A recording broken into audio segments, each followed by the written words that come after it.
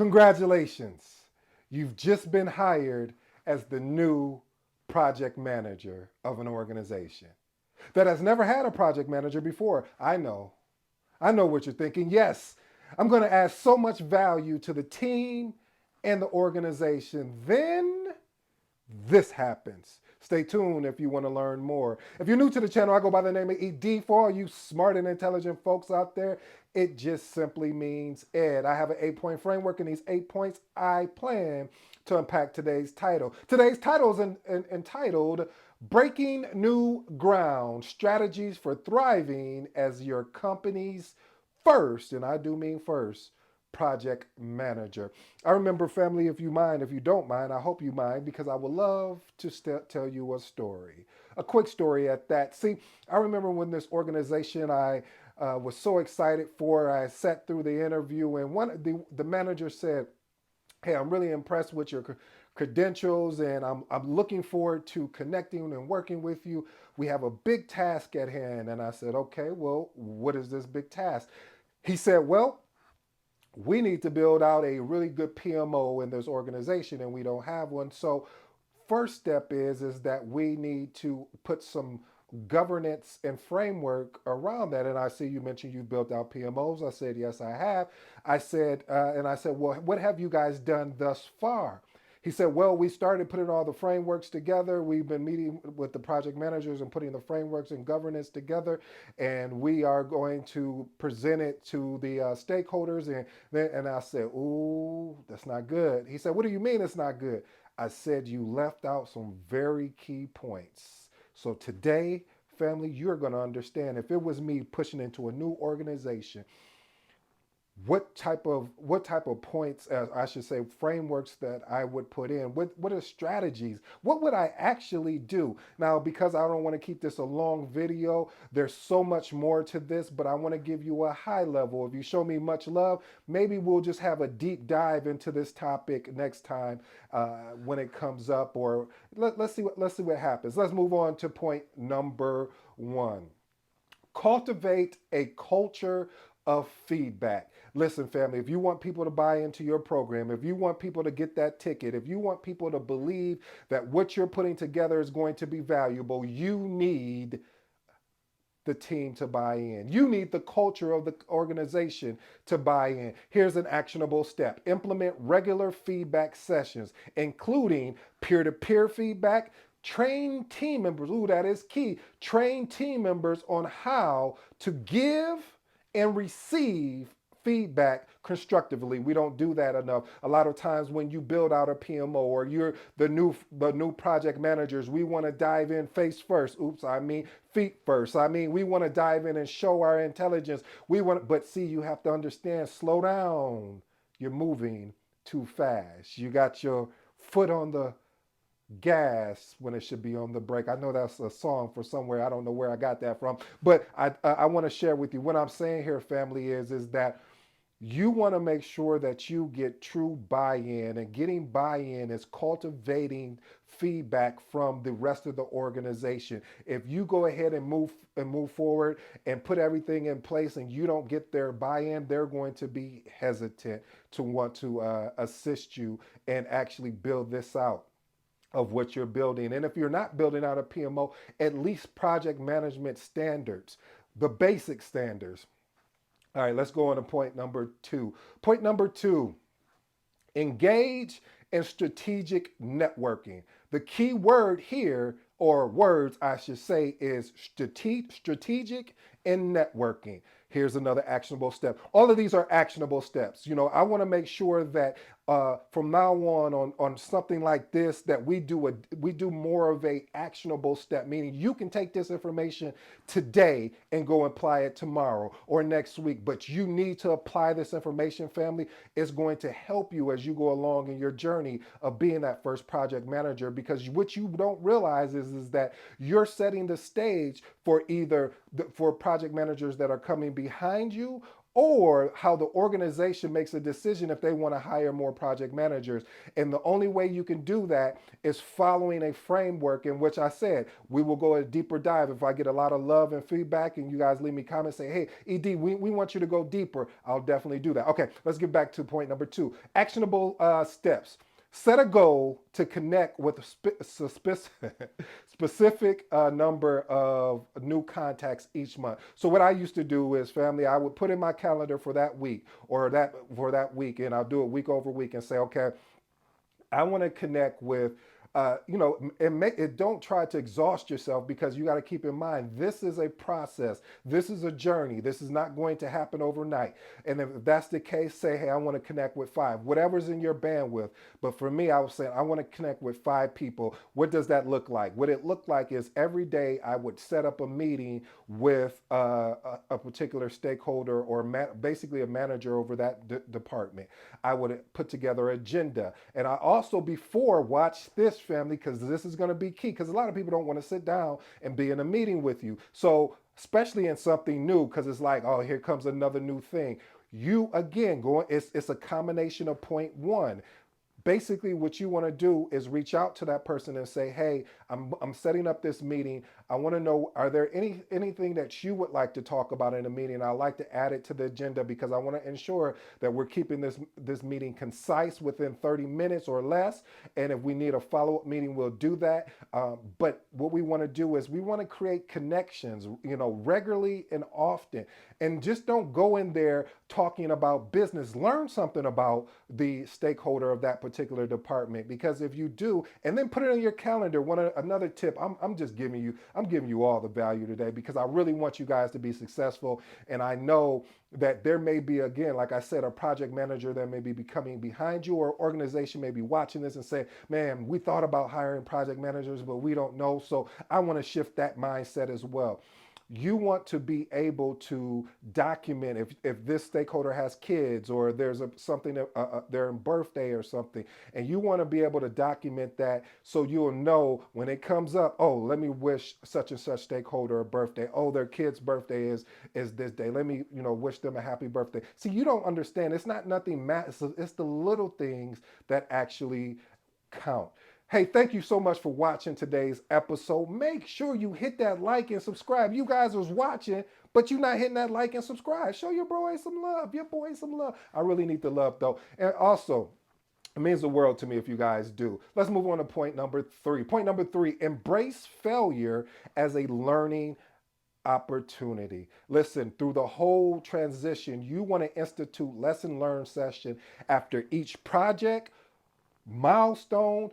I mean, after every interaction. And the reason why I'm saying that, I know that sounds aggressive because normally what you would do is if you were working in an organization that are very familiar, like they have a PMO and they're used to having project managers there, you will be documenting your lessons learned throughout the whole project, and then at the end you would go over everything fully. But what I'm telling you here is that after each milestone, you want to have a discussion with those stakeholders. Hey, what did we do well? What didn't we do well? What can we learn from what we did well? And also, what can we learn that we didn't do well, so we won't do that thing again? So I say that, family, because it allows them to see you really care. It allows them to see you're about taking action and not just making a interest type claim. You're actually committed to improving the processes that are in place. Point number four, optimize resource allocation. Here's an actionable step here for you. Use resource management software to track and allocate resources effectively. Stop the tape. Stop the doggone tape, because I already know I'm going to hear. Well, what software I should use? Should I use that software or should I use that? If you're in a company and again, since they're new, since they don't have project managers, pull out the good old Excel spreadsheet. Go to your stakeholders and say, hey, how many hours are you allocating for this project? You got 10? Okay, I got 10 hours. Is that monthly, weekly?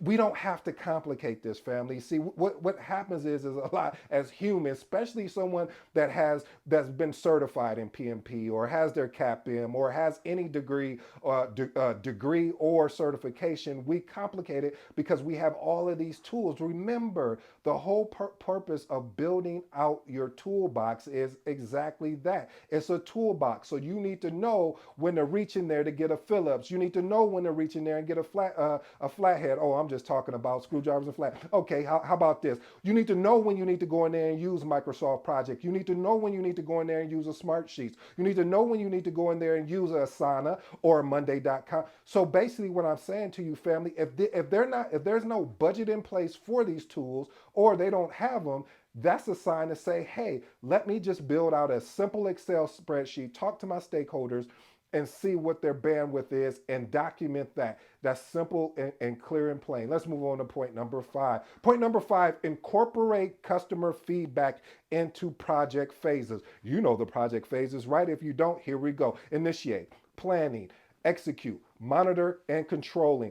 Each phase, I know it sounds aggressive, but family, you really have to trust me on this, because if you do not make the decision as you're navigating through each of these phases to get feedback, because this is something that is new. And when it's something new, people have already created, or I should say, stakeholders have already created a perception of what a project manager does and is. Ooh, I like that. Let me tell you why I like that, family, is because of the fact that until they have an opportunity to really see project management in full force, you can't just give them everything right now. You need to take steps. You need to enjoy the journey, and you need to have them enjoy the journey as well. So, how do we do that? Here's an actionable step: create surveys, create focus groups. That's my favorite, creating focus groups. What I would do is I would send out, hey, I like to get some volunteers for a focus group. They're going to say, well, what are we focusing on? Excellent question. What we're focusing on is making sure that you understand what a project manager does and does not do. At the same time, we're going to build processes in place. And again, these processes are not static. Static meaning that it's not forever. It is definitely flexible, but we need to get something in place to ensure that we can meet these triple constraints.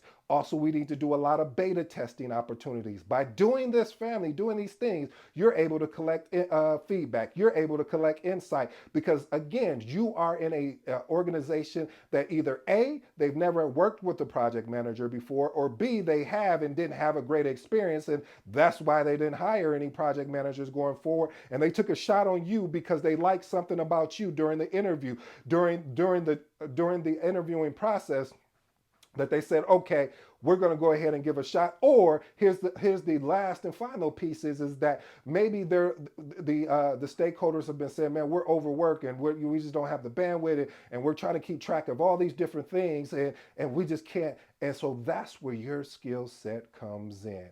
Point number 6, utilize data, and I do mean data driven decision. I'm not talking about Dana. I'm talking about data driven decisions. What that basically means is, here's an actionable step for you, family. Implement tools for tracking and analyze. Hold up, wait a minute. Here we go again. I know what you're thinking. We've had this conversation two points ago about, okay, what type of software do I need to use for these data-driven type opportunities? We're gonna go take it back to the basics. See, family, I'm coming at you from the very baby basic steps, because the baby basic steps, see, when you remember when a baby was first trying to learn how to walk, they just didn't get up and just start taking off running. They had to walk and fall down, walk and fall down. See, you want to, if there's no budget in place, nor is the organization at that current time thinking about purchasing any project management software tools, you need to be able to present your case, and being able to present your case is leveraging a Microsoft Office suite. Excel is a good tool. You can use that. I'm not saying it's the best when it comes to being able to track when you get bigger and bigger projects and larger stakeholders, but I can assume, and I hate assuming anything, that it's an opportunity for you to track everything that is going on, and it's going to be a lot of manual tracking. However, you still can do it, and eventually now you have an opportunity to take that data and say, hey, listen, this is costing my time X amount of time as far as when I'm leading these projects? Can we look at investing in a trial first before we purchase a whole suite? Because you have to create a buying reason. Why should that organization buy a particular software before they move forward? So implementing tools for tracking and analyzing project performance. Use this data to inform future, and I do mean future project decisions, to adjust and strategize. Point number 7, this is my favorite message: promote an outcome orientated mindset. What does that look like? During planning sessions, you want to make sure that we're focused on specific outcomes based on the project objective. I know it's nice to look at the task like, oh, I finished that task. That's great. I'm glad you finished that task. But we need to focus on the milestone. And then from the milestones, once we get all the milestones knocked out the way, our project should, in a slight, be already completed. So we can't get so caught up in the task that we lose focus of the milestones, in which allows us to close that project. Point number 8, and this right here, I saved it the best for last. So if you stuck around, I appreciate you, because this right here is going to be able to help you grow as a project manager. Number one, coming into an organization that does not have a project manager, foster a culture of transparency. You're going to have to create a safe space. And it may not be with everyone that you wanted to create it with. It may be with a select number. But with those select numbers, they're going to be your vocal, they're going to be your mouthpiece, in so many words, for having your back. So implementing a project dashboard accessible to all stakeholders for real-time updates. You know I'm about to lose it, so here we go. I know what you're thinking. Well, company is not going to get smart sheets, or they're not going to get Asana, or they're not going to get Monday.com, or they're not going to use a Slack. Well, let me explain something, family. We're going back to the basics again. You can leverage an Excel document, or better yet, what I recommend is getting a PowerPoint presentation and putting together that. If you would love for me to do that, I would love to give that away to you for free. Leave a message for me. I'll put something together for you as a framework, so you can see what it should look like, and then you can take it from there and model it. Matter of fact, you can steal my homework, as Cody would say. You can steal it right away. I'll give it to you. But the point I'm trying to make here is ensuring that you schedule weekly project review meetings with the team members and monthly updates with the stakeholders. I have one last and final bonus. Family, if you've done everything from point 1 to 8, your eventual goal, your eventual opportunity is to build what we call a PMO, and you should be aware of a PMO, project management office. The reason why a project management office is very important, I call it separating church and state. Okay, translation, that just basically meaning that you have people that report into a different department, and then you have the PMO office that is supposed to protect the project managers. That's my sum up of what I think of a PMO, but I'll unpack that a little bit more for you. Being able to have a PMO, it really highlights that the benefits on your ROI, return on investment. Being able to identify key stakeholders and secure their buy-in with fundamental elements of project management document standards and reporting frameworks. This is what the PMO is so important for, especially when a PMO is built off the PMBOK. Project management, the project management body of knowledge, the importance of being able to build that off of that particular framework and adjust and adapt based on the organization. Hey, family, I hope you enjoyed today's episode. And for any project manager that's walking into an organization, or I should say basically that's just got hired into an organization, and you're the first project manager that they've either worked with, or they made a decision again to have project management back into the organization. I hate to put the pressure on you, but I'm putting it on you that it's time for you to be able to step up and show them what project management is about. If you have any further questions, comments, or feedbacks, leave me a comment. I'll definitely address it in a timely fashion. Until next time, I'm out.